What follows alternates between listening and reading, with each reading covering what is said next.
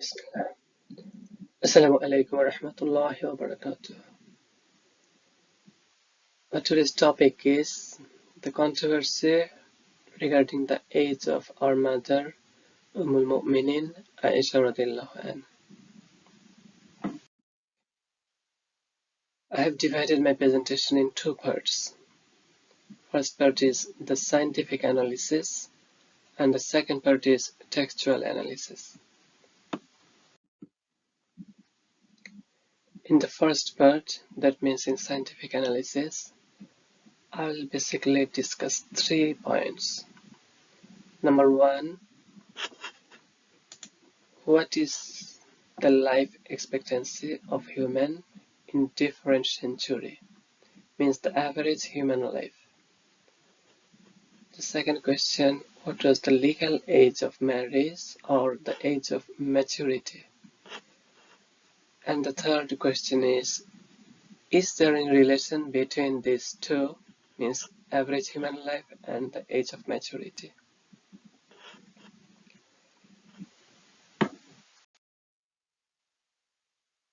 Before going to the point, I want to mention a basic principle that consists of 3 points.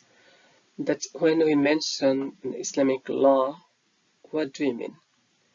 We mean Islamic laws are coming from basically from Quran and the authentic sayings of the Prophet Muhammad sallallahu alaihi wasallam.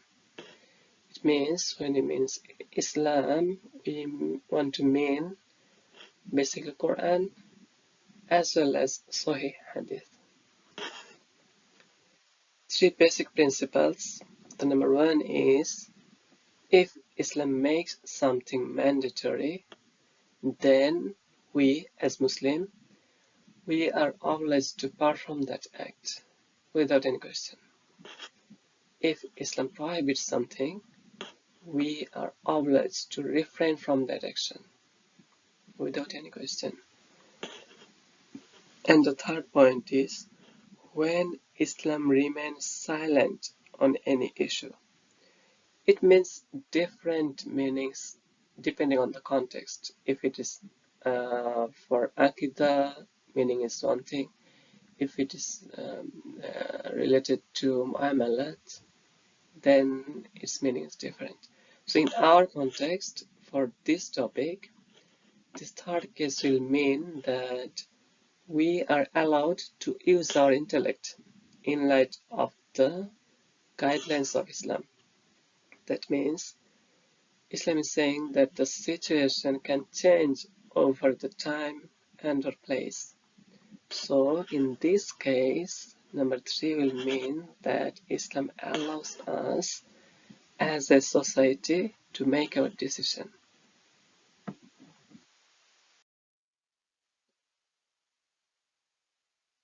This picture you can see, it is from 1800. Life expectancy in 1800 all over the world. The average human age in 1800 was 29 years. Global average 29 years. And there was no country in 1800 where the average human life was more than 40. Let's say it is overrated. Then this picture is from the date of 1950. Here you can see the global average is 46 years. And Saudi Arabia, where Makkah and Medina is located, which was established in 1932. So in Saudi Arabia, in 1950, means only 70 years ago, the average human life was 41 years, which increased to 74 years by 2015. In 65 years, from 41 to 74 years. And the global average is 71 years. So this is the life expectancy, means average human life. By the way, all of this data I have taken from mainly this website, Our World in Data. And this is a research organization based in UK, and very high profile researcher there, mainly many doctorate actually, from different university in UK, including Oxford University, and from around the world. And they are funded by Bill and Melinda Gates Foundation, World Health Organization, etc.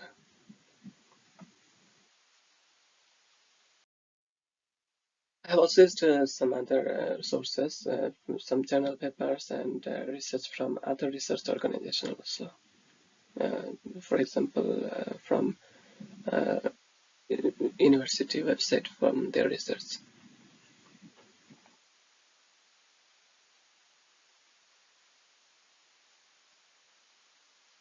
This is the trend of life expectancy from 1770 to 2019. So here we can notice that up to 1870, the trend was almost flat. It was fluctuating, but within a small range. But after 1870, and specifically, this is 1925. From here, from 1870, in few parts of the world, the average life was increasing, and by 1925, almost entire world, the average human life was increasing. That means it is less than 100 years. And here, the average age, this is less than 30, even in 1925. But by 2019, it is almost 2.5 times. It's in some cases 65 years, in some cases close to 80 years. So the global average is 72 years, and average of Asia also the same.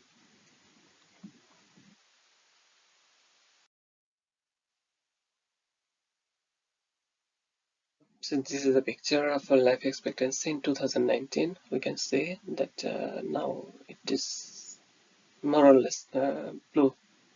There's no red.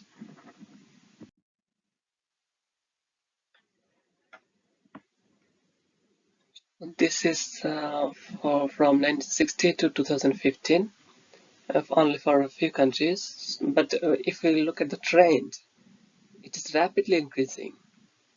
Means 1960 to 2015 means 55 years. In fact, 55 years, it is in some cases it has increased 20 years or more.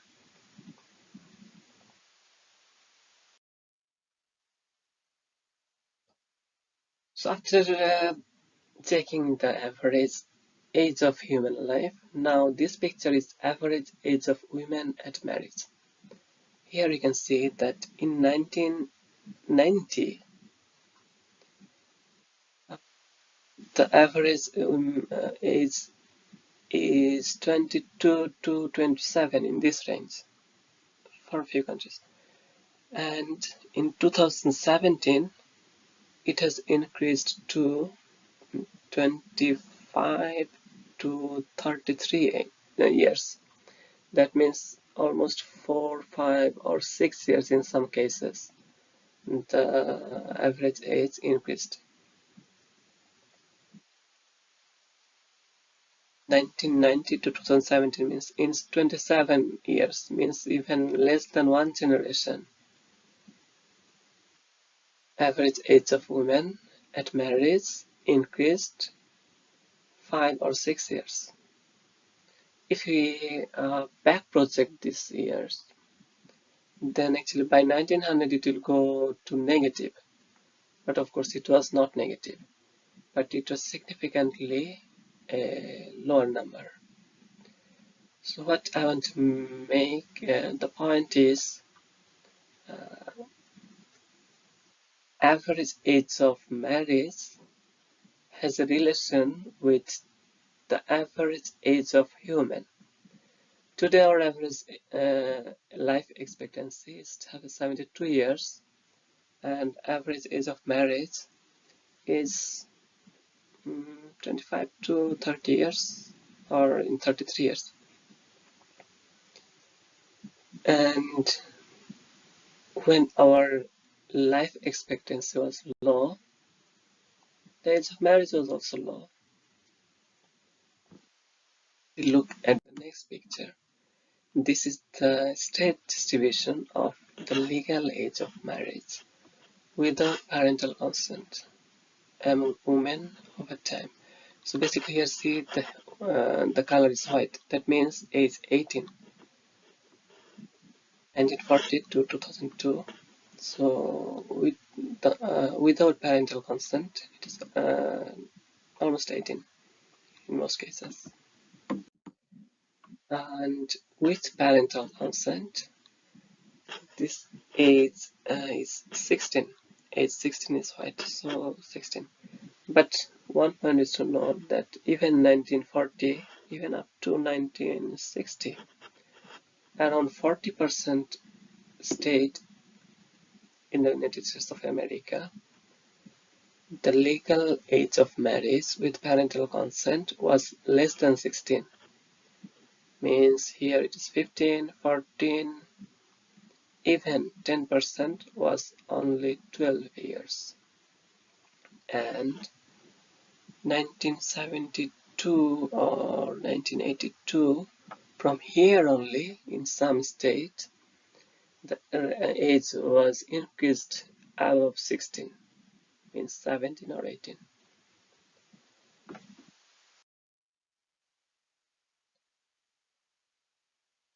Here is chart, age of marriage laws by gender and parental consent status, 1950 and 1980. There is a comparison actually.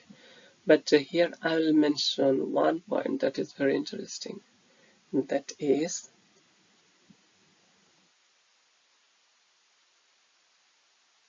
in 1950, the legal age of marriage without parental consent for men was almost 21. So it was 21 for almost all the states, 21. But it was decreased to 18 in 1980. The popular concept is that this age is always increasing, but the reality is this age is decreased from 21 in 1950 to 18 in 1980. Almost all the cases you can see, 21 in 1950 to 18 in 1980. Now we can see some data. So here for women and here for men, the difference between 1950 and 1980. In some cases it is same, so 14 or 16. If you look at the value 14, 16, 14, 12, 12, 15, 18. So we can see that 1950 and 1980, the average age of women, the legal age of marriage with parental consent was 12 to 18 in this range, means as low as 12 years. Some other interesting point here is Georgia, Hawaii, or Iowa.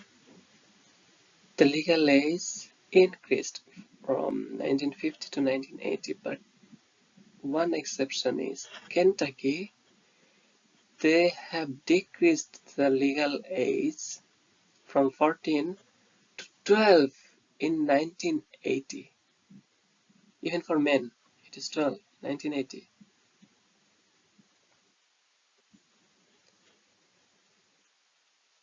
So the point I want to make here that Even 1980, some states are decreasing the legal age of marriage from an upper value to a lower value, and even it is 12.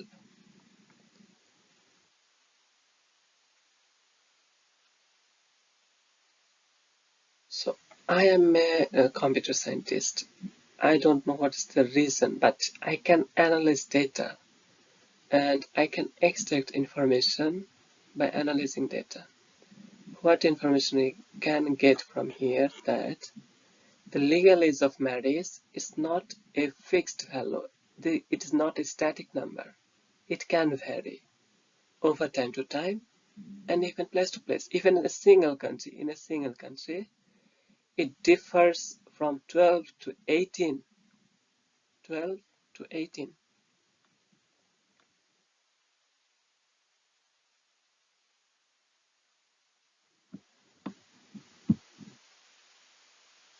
That means based on environment, based on circumstances and other factor, this age can vary and the difference can be a significant number.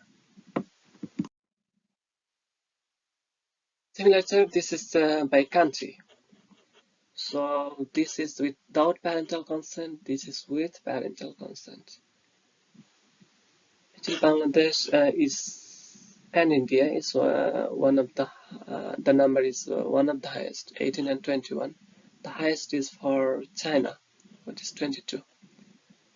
But for Hong Kong and Macau, which is in China, for them it can be low up to 16. But overall, if you check the number 15, 16, 14, 13, 12. So 12 to 16, this range mainly. In Europe, Germany is 16, but in many cases in Europe it is 14, like Spain, 14. US 13 average age, and Uruguay is 12 years countrywide average.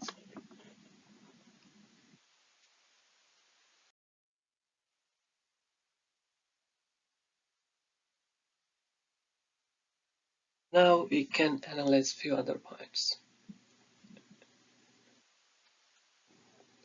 The age of maturity means puberty or menarche. Is it a static value or it is changed over time?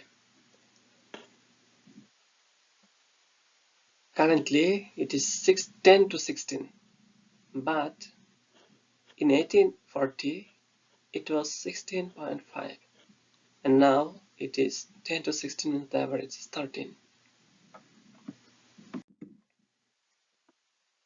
It is from England, medieval period.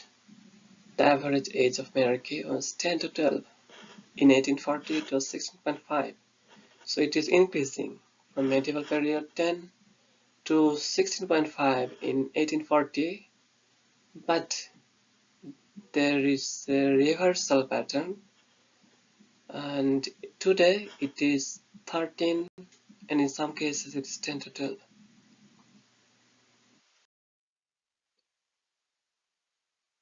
Then another research, 1860, 16, then 14, then 13, then 12, then 10. It's from 1860, it is decreasing continuously. But before that, it was increasing. The age of monarchy. So here is an interesting point that early maturation is a trade-off with the life expectancy. Previously, it was considering that with higher life expectancy, the age of maturity means puberty or menarche, it increases, but um, recent trend is showing that it is decreasing. So here is said that Paleolithic period it was 7 to 13, then it was increasing in medieval period 12 to 15, then during the Industrial Revolution it increased to 15 to 16, but after that it decreased to 12 to 13 in 20th century, and in 2010 it came to around 10 years only. This from US. In contemporary terms, the beginning stage is puberty at 7 or 8 years old, a record-breaking age compared to past centuries. Just I quoted from this research journal paper.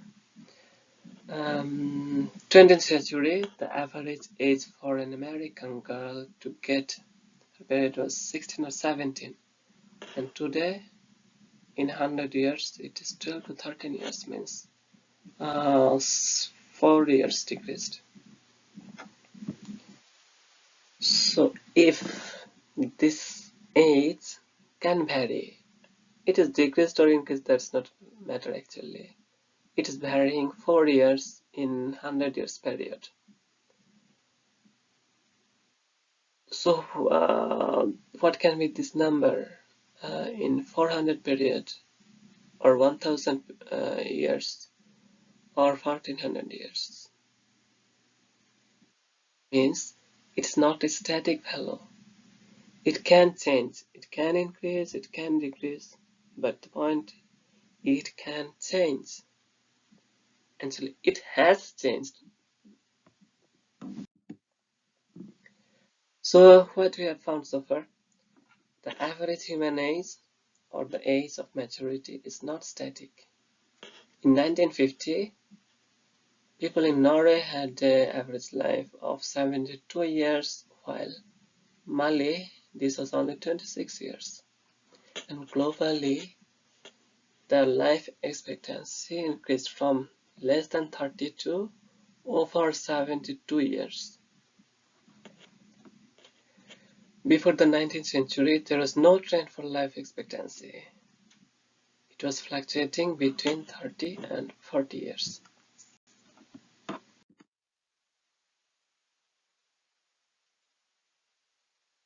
A century ago, the life expectancy for India and South Korea was 23 years only. But now it has tripled for India, and it is almost 4 times for South Korea.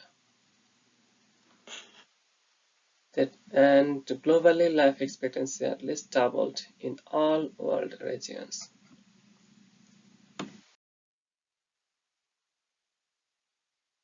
So, when the age is changed, it's natural that the age of maturity will be changed. Otherwise, cannot survive.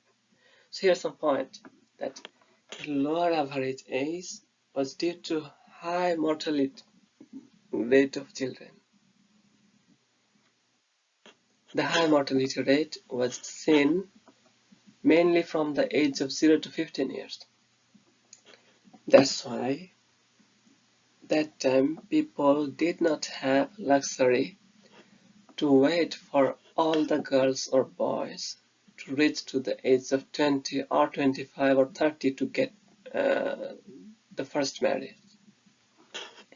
In that case, human race would become extinct due to insufficient number of newborn. For example, if the average age of a society is 150 years, then their children must be matured by the age of 35 or 40 years. Otherwise, they will not survive, means that they will become extinct. So if their average age is 150 and they become mature at age 70, they cannot survive. They must have they must mature by the age of 35 or 40. Similarly, if the average age of a society is 10 only, then their children must be matured by the age of 3 or 4 max. Otherwise, they will not survive. So if the average life expectancy is 20, then the age of first marriage should be much lower than 20 years to survive as a species. So if we can know the average life expectancy of a region in certain time, then we can assume their age of maturity also. Another point is that time population density was very low. Nowadays, due to high life expectancy and high density of people, we see a great number of people around us, and we get enough people the same age, whether your age is 50 or 15 or 70.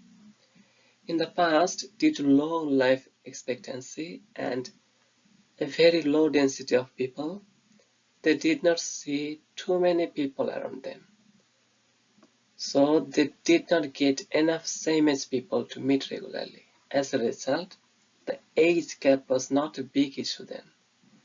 So people were used to correspondent with people from different age group. That is uncommon today. Now we like or prefer means normally we do correspondence with the same age people, but previously it was not necessary. So they were used to correspond with people from different age group. So what conclusion we can draw? The average age of human and the average age of maturity differ in place to place and time to time. Of course, the child marriage is always discouraged, but the point is the age of maturity has changed frequently in the entire human history. In the last millennium, based on the time period, a child became matured at a range of age from 7 to 16. This is not a static number. It can differ. It can be 7 or can be 16 in the past. In the future, it can be even 30 or 40. If your average life expectancy increased to 200 years, probably that time people will get maturity in the age of 70 years. That was problem. But another theory that will increase to 70 years, so it will go down. That's another point. Different theories available, but we can expect. But from the past, we have seen that this age was changing at a range of age from 7 to 16. This range is not applicable or suitable for 21st century, means our time. This range was suitable for the past because of their life expectancy and the age of maturity. In 21st century, we have to follow the age that is suitable for our society based on our life expectancy and the age of maturity. Physically and psychologically, means our society, means physician, social worker, or government body, they can decide that what age is suitable for us in 21st century, but we cannot back project that age to 1000 years ago or 2000 years ago. After the conclusion, I want to make two other points. That by now it is understood that the age of Aishah was not a problem. Even then, someone may think that it is not problematic, but can it be a best decision? The answer is yes. We can give an example where hadith of Jibril, where not the famous hadith of Jibril, it's another one where he came to teach us the timing of Salah. So Jibril came to the Masjid an-Nabawi sallallahu alaihi wasallam and led the Salah with the Prophet and Sahaba. He came the first day at the beginning time of the Salah for each prayer. Then he came the second day at the end time of the Salah for his prayer. So what was the reason? Jibril came to teach us to mark the timing of the Salah, means the beginning and ending time of each Salah. Similarly, Prophet Muhammad sallallahu alaihi wasallam, he was sent by Allah as a messenger to teach us everything, including the age of marriage.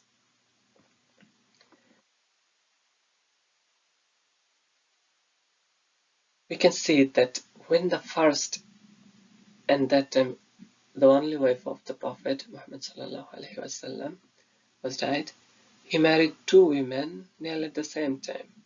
One was Sauda radiallahu anha and Aishah radiallahu anha. So what was the reason for these two marriages? To mark what? The highest and the lowest age of marriage. The age is preferably the childbearing age. If we consider the age of Sauda radiallahu anha and Aishah radiallahu anha, we will see this is the age range, childbearing age.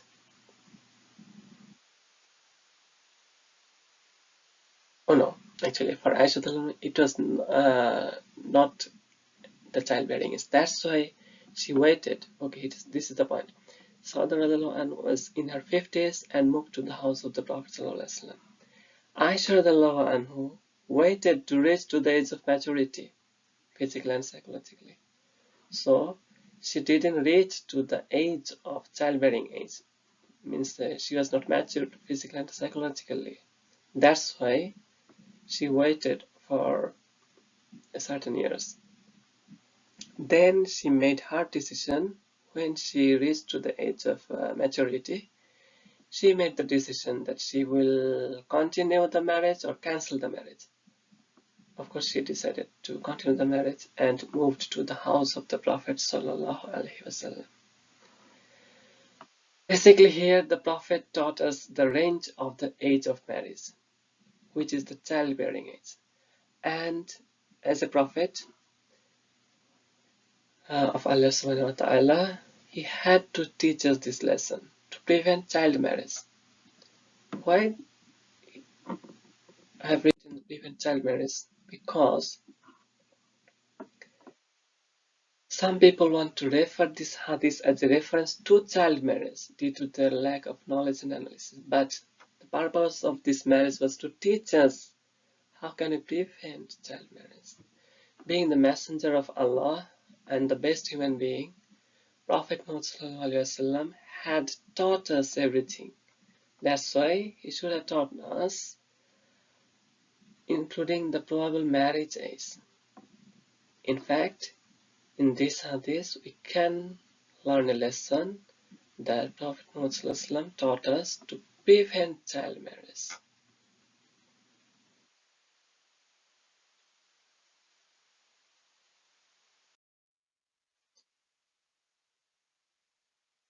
Before going to the next textual analysis, one important note here, that we are different or our ancestors are different. In the last 100 years or 150 or 200 years, many things has changed. And it happens to the earth as well as human body. For example, climate change for earth. The average height of human, it was constantly decreasing over millennia. It is not visible in a century, but if you consider the average height of human every millennium, then we will see that it was decreasing until 1800. Then after 1800, it is reversed. The average age of puberty, again, it is reversed in 1850.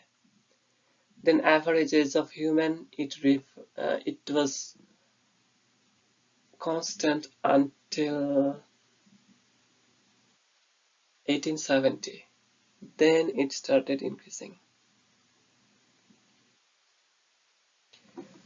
So we can say that something is changing rapidly in recent years only, 100 or 50 or 150 years ago. So when we will see any difference between us and our ancestors, we should not consider that they were bad and we are good. It can be opposite, but we cannot blame us. No one will blame us, no, himself. That's why I'm not blaming ourselves. But the point is that we should remember that we are different. It is not good or bad, just we are different than entire human history in terms of view perspective. And actually, in some cases, we have explanation, but for many cases, scientists do not have any explanation. Why the age of maturity is decreasing in the last 50 years rapidly?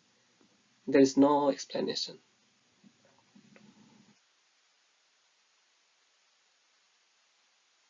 So we keep in mind that we are saying entire human history, they were different, but no. If you consider uh, last 100 years or 200 years in terms of entire human history, this is less than 1% time. And actually, they will consider us as outliers. So we should remember this point that uh, we, the people of 21st century, we are little different than entire human population. So we should not impose anything from 21st century to any previous century.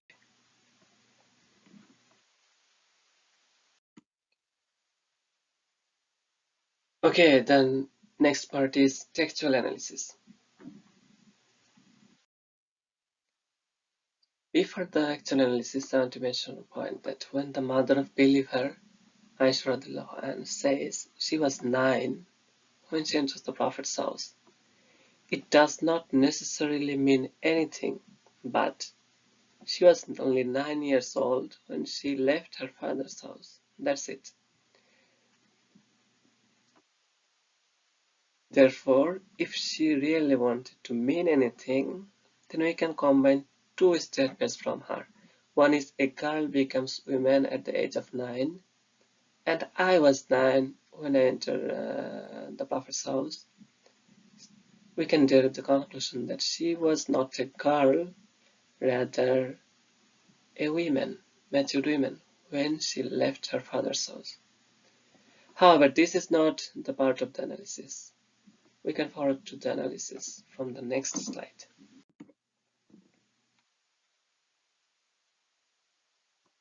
Disclaimer. So two disclaimers. First one is, even after the discussion of the main point, we should keep in mind that the status of Saheeh Bukhari or other hadith book will remain the same because the hadith chain in Bukhari is Sahaba to Tabi like this. So all the narrators in the chain are trustworthy. That's why Imam Bukhari rahmallah or other muhaddisin did not commit any mistake by adding them in the hadith books. But there was a hidden defect that we can term as error of age or age error. The second disclaimer is, even after the discussion of the main point, we should keep in mind that the status of Sahabi, all of them, will remain the same because they were a champion in theology. But it's not necessary for them to be champion in other sectors. For example, a complex mathematical problem from calculus book. Now, I'll go step by step. So before the actual fault, I want to discuss a semi-fault. It's not a fault actually, just one point that the age of Aishah is not narrated by the Prophet Muhammad sallallahu alaihi wasallam. It's a narration of Sahaba, so it is a Mawquf hadith. As Mawquf hadith, it is Sahih, but since it is a Mawquf hadith, it has a lower value.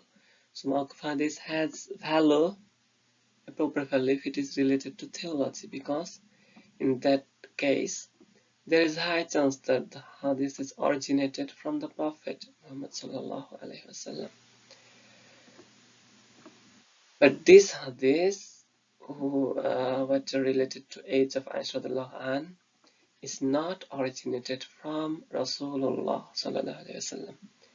If Mawquf hadith is merely opinion of a Sahabi, then the question is, are we bound to act upon it?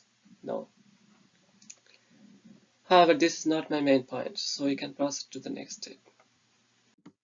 So this is the fault one in this hadith. There was no formal calendar system in Arabia. Before the reign of second Caliph Umar radiallahu anhu, who reigned from 634 to 644, who started the history calendar.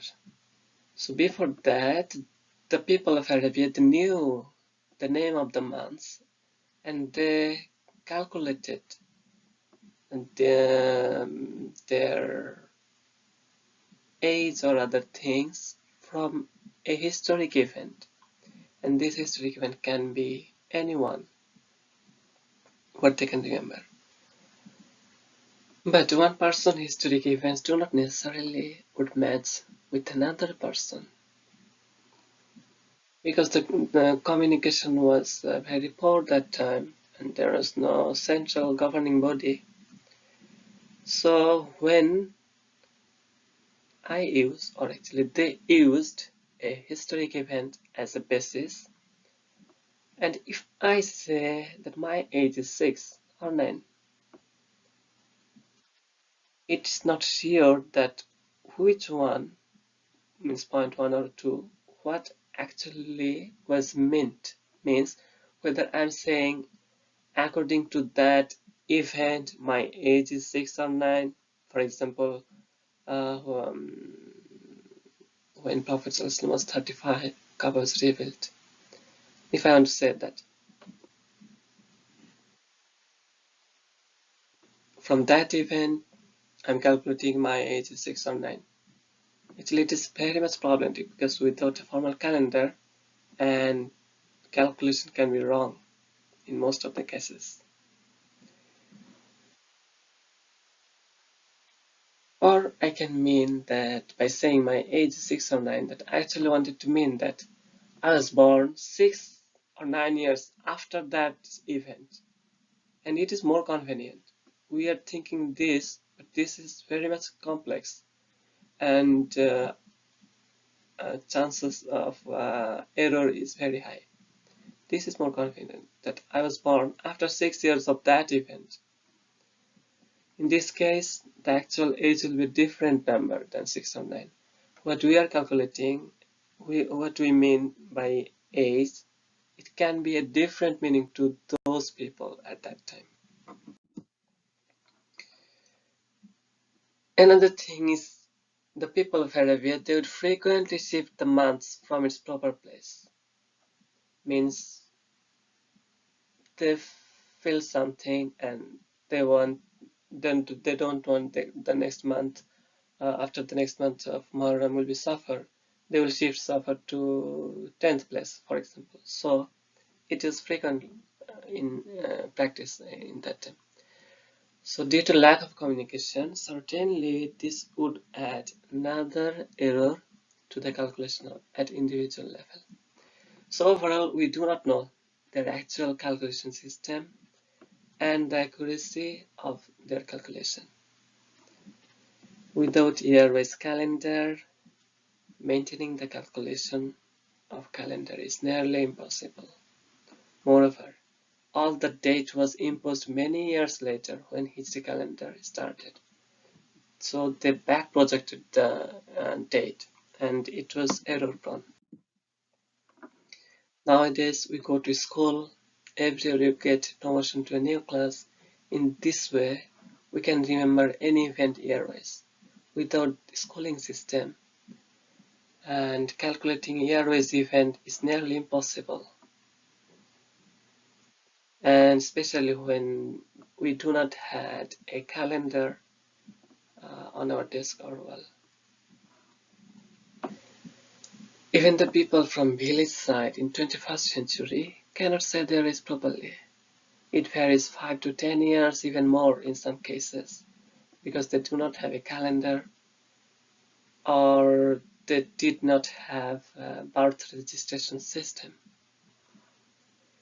Since the date was imposed many years later when Hijri calendar started, we see many confusion about the year for most of the events which were much more important event of the Prophet ﷺ and happened in front of many people, while the age of Aishah radiallahu anh is a personal matter only that can be wrong easily. So we are not certain about the age of Khadija radiallahu anh even, whether she was 40 or 27. Here we get a 13 years gap. Even we are not certain about the year of Mi'raj, that was very much a special event of Prophet Muhammad sallallahu alaihi wasallam, and many other important events that involved our Rasulullah sallallahu alaihi wasallam.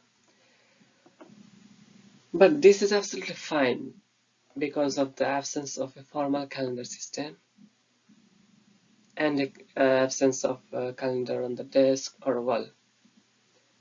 Also, the date is not important for our theology. Therefore, the age of Aishah radiallahu anh, what was said 6 or 9 years, can differ from our understanding of 6 or 9 years by a significant number or a different meaning.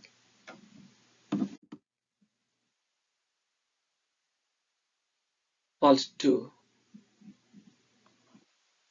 Is the statement of the age regarding the age of our mother Aishah radiallahu anh, is this statement actually from Aishah radiallahu anh? And the answer is no, because any person can say something most accurately if it is about him or her, except the age. It is the date of birth and of course the date of death, because someone has to inform him or her the age at a certain age. Certainly she was not counting her age immediately after she was born, so that we can discuss her age after 1400 years, and there is no system for birth registration. The person who is informing the age went through the error of the fault 1,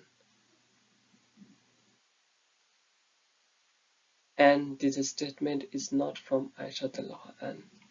So someone told Aishah radiallahu anh that this was your age. Afterwards, she may count her age. Therefore, we find the chain is not Aishah radiallahu anh means Sahaba to Tabi. The actual chain is someone to Sahaba to Tabi. That means there is a problem that is called munqati. Is it not sufficient to disregard the hadiths describe the age of Aishah radiallahu anh? The answer is yes. 3. So far the chain is someone to Aishah radiallahu anh, or means Sahaba to Tabi, to the next generation. But who is this someone? This person can be anyone. This person can be from her family or from neighborhood, or can be any person. This person can be a Muslim or even non-Muslim. For example, her grandfather who was a non-Muslim until the end of his life. He accepted Islam during the conquest of Mecca, and he was very old, so it's very high probability that he can make a significant mistake. Whatever. Now the chain is unknown Muslim or non-Muslim to Aisha radiallahu anh or Sahaba to Tabi to the next generation. So far this is the chain, but there is another problem. This unknown person is not necessarily a single person. It is highly possible that in a rural family, it can be many unknown persons, Muslim or non-Muslim, in the chain, where the last person in the chain came from the age of Aishah to her.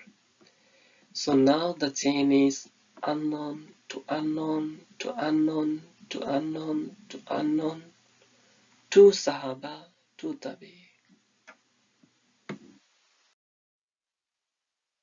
Summary. So this is the chain now. One or some or all of the unknown entities can be non-Muslim also. Additionally, all of them can suffer fault 1. And any one of the fault from 1 to 4 is enough to refrain from acting upon the hadith. This hadith can be in the hadith book, and we can use it for history or life biography, but not for developing any law. What are you waiting for? Do we need more analysis to disregard the hadith regarding the age of Aishah and no. So the person, the best of the best characters of the human species, can only perform the best of the best possible actions. That means the Prophet Muhammad didn't do anything that is questionable. He only performed the best of the best actions. أشهد أن لا إله إلا الله وأشهد أن محمدا رسول الله صلى الله عليه وسلم.